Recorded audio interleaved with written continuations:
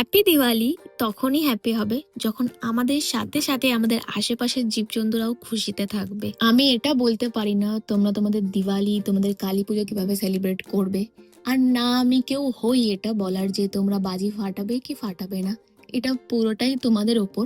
আমার শুধু একটাই রিকোয়েস্ট, আমাদের দিওয়ালি আমাদের কালী পুজো আমাদের সেলিব্রেশন যাতে অন্য কারোর কষ্টের কারণ না হয়ে দাঁড়ায়।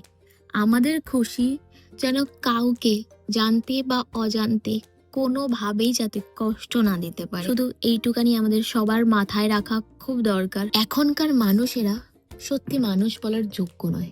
তারা নিজেদের খুশি দেখার থেকে বেশি পছন্দ করে অন্যকে কষ্টে দেখতে। আমি বলছি না সবাইকে পশুপ্রেমী হতে হবে, তাদের কথা ভাবতে হবে, কিন্তু সবাইকে মানুষ হতে হবে সবার আগে। আমি আমার বাচ্চাদের দেখেছি তারা কিভাবে বাজি ফাটলে ভয় পায়। তাহলে তাদের কথা ভেবে দেখো যারা বাইরে থাকে, ওদের কাছে কোনো লুকানোর জায়গা পর্যন্ত নেই, এই বাজির শব্দে তারা কতটা ভয় পায়। হ্যাপি দিওয়ালি তো তখনই হ্যাপি হবে যখন আমাদের সাথে সাথে ওরাও হ্যাপি থাকবে।